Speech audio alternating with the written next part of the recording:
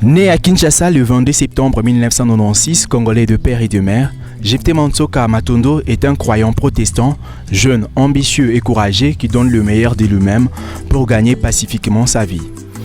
Détenteur de plusieurs diplômes scientifiques, dont les certificats d'études primaires au complexe scolaire Saint-Rombaud en 2009, diplômé d'État en latin philo à l'Institut Monseigneur Bokelialé, gradué en droit de l'année en cours.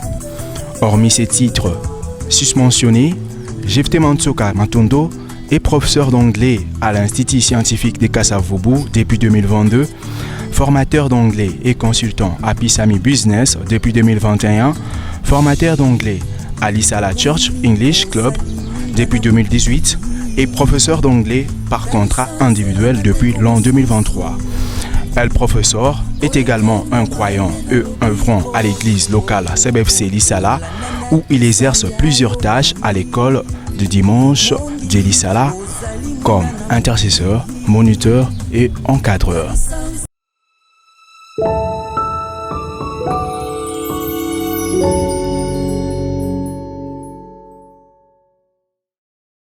Alors, qu'est-ce que vous attendez par là? Lorsque l'apôtre Paul est en train de le dire, donc il y aura un temps où il n'y aura plus dans la partialité, donc Dieu ne va plus, comment dirais-je, dans la partialité, mais beaucoup plus, il va commencer à opérer beaucoup plus dans la totalité en fait, sans qu'il y ait une limite ou quoi que ce soit là. Qu'est-ce que vous attendez par là en fait? Qu'est-ce qu'il l'apôtre Paul allait assigner, bien insinuer par tant de cela?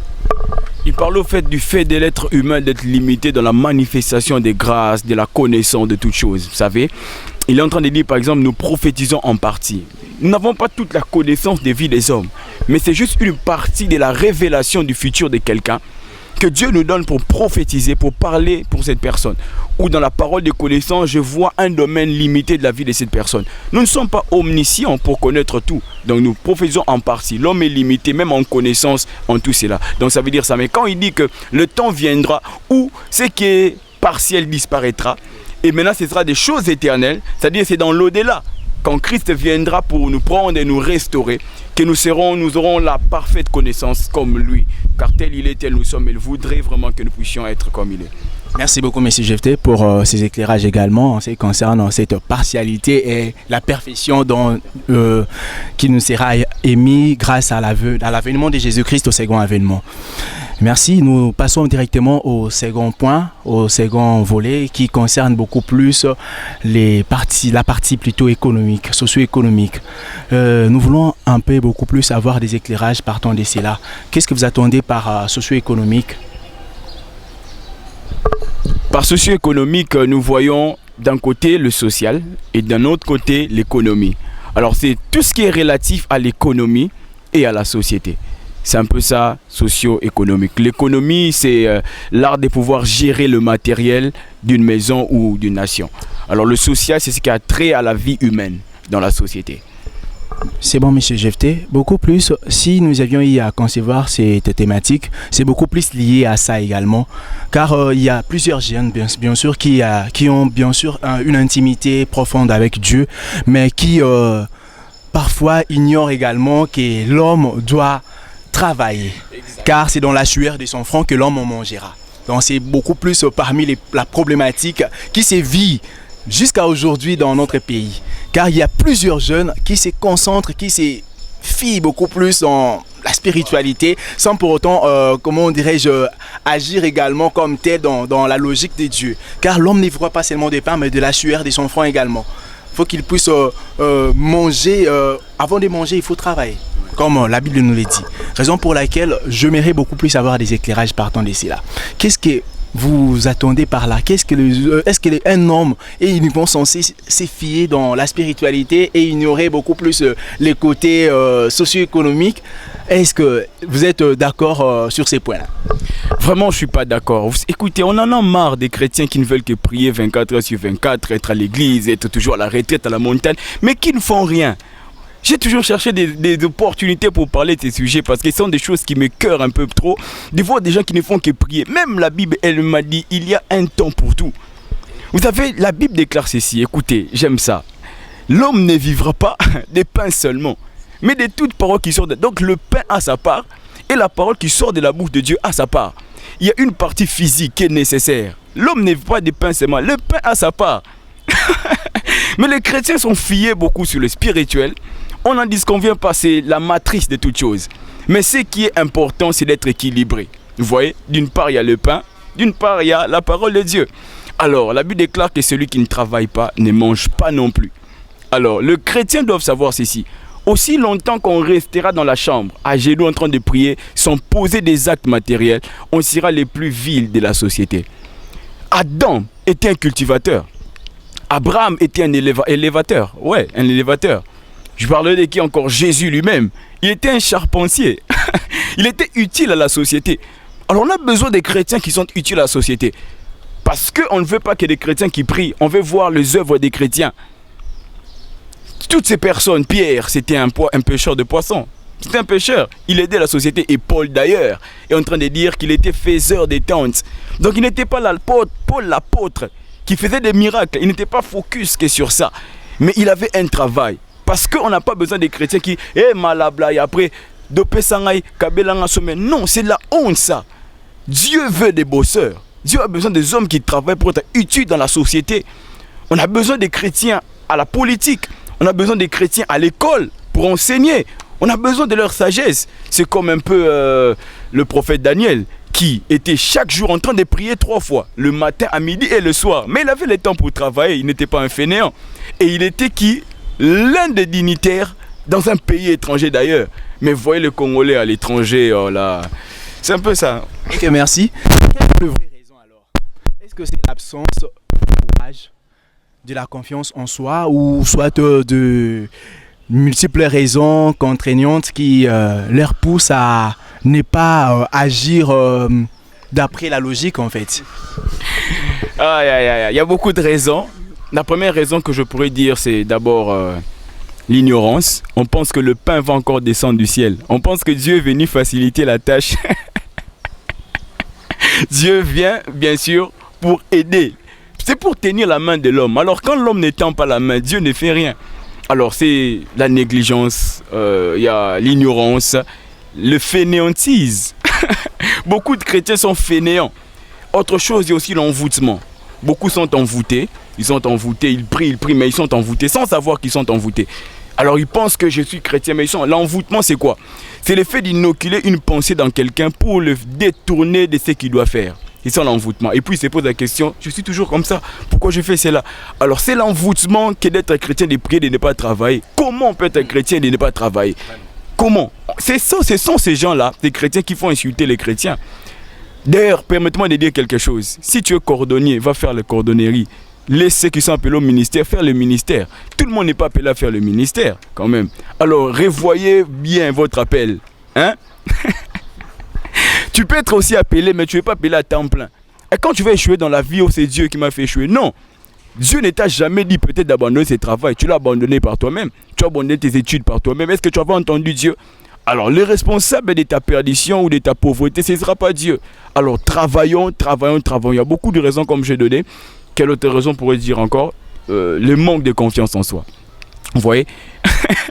Quelqu'un qui s'est dit, ah non, ça la nine. D'autres aussi, c'est la honte. Il a peur de vendre. Il a peur de faire un métier qu'il appelle vil. On dit il n'y a pas de sots métiers. Les sots métiers ou les mauvais métiers, c'est la prostitution et le vol. Tout ce qui a lien avec cela. Mais quel que soit le travail, même s'il faudrait que tu vendes de la braise, fais-les pour travailler. Donc c'est un peu ça. Merci Monsieur Jephté pour ces éclairages. Monsieur Jephté, nous poursuivons avec notre émission, l'Arbre de vie, toujours dans ces volets liés à la sociale, pour beaucoup plus continuer. Quels sont les repères en fait? Quels repères? Car peut-être ça pourrait arriver que le gens là en question ne puisse pas avoir de personnes, des conseillers, des très bons conseillers qui peuvent leur aider en fait à devenir motivés à mieux réaliser ce qu'ils ne s'attendent pas en fait. Ou soit ils ont peut-être la connaissance, ils ont peut-être le désir de pouvoir faire quelque chose, entreprendre quelque chose, mais malheureusement ils n'ont pas beaucoup plus des ce courage-là, comme vous venez de dire, et beaucoup plus des très bons conseillers qui peuvent leur booster, à leur motiver en fait à aller de l'avant. Qu'est-ce que vous pourrez dire étant un entrepreneur, car vous êtes un entrepreneur, un professeur, donc vous dispensez des cours d'anglais dans divers instituts. Qu'est-ce que vous aurez à dire en fait? Qu'est-ce que vous aurez à leur dire partant de cela? Est-ce qu'ils sont censés uniquement se fier, donc rester toujours là sans pourtant rien faire, alors qu'ils ont de la connaissance, alors qu'ils ont les moyens nécessaires pour mieux réaliser des exploits, mais par contre ils sont lésés, ils se sentent incapables en fait? Qui est ton motivateur? Qu'est-ce que vous aurez à leur donner comme conseil? Excusez-moi, comme conseil, d'abord je parlerai de la prise de conscience. Parce qu'on peut tout dire, on peut vous donner les meilleurs motivateurs du monde, on peut vous mettre autour des personnes que demain vous deviendrez papa. Rendez vos enfants fiers de vous avoir comme père. Rendez vos familles fiers de vous avoir comme père. Rendez vos sociétés, votre église, votre nation fiers de vous avoir comme citoyen ou partisan. Alors d'abord, c'est la prise de conscience. Le deuxième conseil que je pourrais donner, c'est la prière. Ça fait la prière apporte des ressources. La prière nous donne d'avoir la connaissance sur ce que nous sommes. Alors le deuxième conseil que je donnerai, c'est d'abord c'est aussi la prière. Alors prenez le temps de prier pour avoir des orientations de Dieu sur ce que je dois faire. Vous savez, Dieu n'est pas à négliger dans aucun domaine de la vie. Que ce soit dans le domaine des relations amoureuses, dans tous les domaines, Dieu a toujours sa part. Dieu ne peut être exclu dans aucun domaine de la vie de l'homme. Alors remettez-vous à Dieu dans la prière, il est le meilleur motivateur. Vous voyez, il est le meilleur motivateur. Dieu peut vous parler par des songes sur le business que vous devez faire. Vous faites ceci, ça ne marche pas. Dieu peut être précis. Alors, le troisième conseil que je donnerai, c'est voir s'attacher à des bonnes personnes. Ça fait, il y a des personnes que Dieu a bénies et qui sont en train de chercher des gens qu'ils doivent aider. Alors, confiez-vous en ces personnes. Que Dieu vous donne la sagesse et l'intelligence de rencontrer ces personnes qui devront vous propulser de l'avant dans tout ce que vous ferez. Alors, le quatrième conseil, c'est de s'entourer des meilleurs. Alors, ne soyez pas autour de n'importe qui. N'ayez pas n'importe qui pour amis. Et des amis qui bossent. Et ça va vous motiver. Les amis avancent. Voici ce que moi je suis. Non, je dois travailler. Alors, l'entourage détermine qui est l'homme et qui sera l'homme. C'est un peu ça les conseils que je pourrais donner. Le quatrième conseil, c'est d'avoir le courage. Ça gêne. D'avoir le courage. Vous savez, si je commençais aujourd'hui à donner cours d'anglais, c'est parce que j'ai eu le courage. Je cru en moi, en mes capacités, en ce que Dieu a mis en moi. Et j'ai été sérieux, bosseur dans mes études. Et je suis ce que je suis aujourd'hui par la grâce de Dieu. Alors faites un effort d'être bosseur, de commencer quelque chose. Commencez quelque chose en associant Dieu. Car Dieu n'échoue jamais. Et quand vous l'associez, vous n'échouerez jamais. Vendez s'il faut vendre, mais pour sauver votre honneur. C'est un peu ça. Merci, M. Jephté. Une petite expérience partant de votre qualité d'entrepreneur. Comment avez-vous commencé en fait? Est-ce que c'est là... a été pour vous très compliqué également? Qu'est-ce qui vous avait motivé de pouvoir aller comme il se doit, dans des pouvoirs, comment dirais-je, briguer directement des étapes pour arriver à la dimension dont vous êtes aujourd'hui? Qu'est-ce qui a fait cela en fait? Ça fait, étant que jeune de la CBFC Lissala, j'aime beaucoup mon église parce que c'est au travers de beaucoup de prédications que je suis croire en moi-même, voir Dieu en moi et reconnaître mes capacités.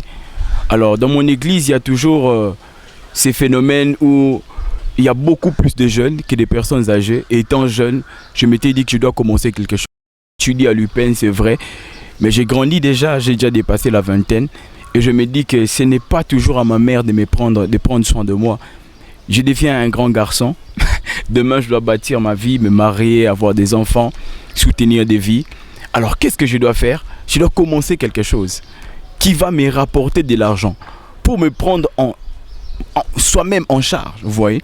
Donc c'est un peu ça. Alors je commençais par donner le cours d'anglais en 2018. On me payait quelque chose par tête des enfants, je crois que c'était 500 francs en ces temps-là. Les enfants et les adultes, c'était 1000 francs. Et j'ai revenu avec quelque chose. Et c'est là que j'avais débuté. J'ai vu que j'avais beaucoup de compétences et je me suis dit, je dois me lancer dans ça. Et aujourd'hui, j'ai des contrats avec certaines personnes à qui j'enseigne l'anglais. Et je m'étais dit, je dois introduire un CV dans une école publique afin de commencer à enseigner. J'ai introduit le CV et je suis professeur dans une école publique de l'État. Et c'est comme cela que j'ai débuté ma carrière. Et jusqu'à présent, j'enseigne l'anglais avec des méthodes personnelles. C'est un peu ça. Je bénis le Dieu de mon église, la CBF Lisala. Merci beaucoup. Monsieur Jephté est notre invité, notre tout premier invité, un exemple à suivre, partant de, bien sûr, de son intimité, d'abord avec Dieu, et puis beaucoup plus son sens, la prise de conscience dont il a eu assez fait pour mieux réussir dans la vie, non seulement spirituelle, mais beaucoup plus dans la société. Merci beaucoup, Monsieur Jephté, pour être parmi nous au cours de ces tout premiers numéros. Mais avant tout, vous êtes professeur d'anglais. Je voulais quand même vous poser une question en anglais, de sorte que vous puissiez nous répondre et puis en clôturer également. Mr. Jephté, one last word in English. What? One last word in English. One less word. Yeah. Yeah. Just one. Yeah. Father, for example. Which word again do you want? Donc, tout ce que tu veux en fait. So, my name is Mr. Jephté, and I am an English teacher in a public school here. And apart from that, now I am also a teacher by contract. If you want me to teach you English, so you have to contact me, and I'll be there for you. May God bless you. You've been there behind your phones and behind your TV watching to this show. And we've been blessed to be here. And so we bless you in Jesus' mighty name. May God bless you. I love you so much. Merci beaucoup, Monsieur Jephté. Merci, c'est le plaisir était de notre de vous avoir. En tout cas, vous avez eu à écouter, ne fût-ce qu'en quelques mots, ce que Monsieur Jephté a eu à dire et que vous allez le suivre partout à travers cette émission. Vous allez quand même commencer à les suivre également, car je venais de dire dans nos spots que Monsieur Jephté sera parmi notre invité de régulière en fait au cours de cette émission, bien que ça ne sera pas pour la prochaine fois, mais il y aura 2 séances dont on aura besoin de Monsieur Jephté comme intervenant. Sans plus tarder, nous mettons un terme à cette tout premier numéro de l'émission L'Arbre de Vie dont nous avions eu le plaisir de vous les présenter. Je dis un grand merci à NKH Productions et à les Codim Lisala CBFC pour nous avoir permis à atteindre vos domiciles. Merci beaucoup et à la prochaine.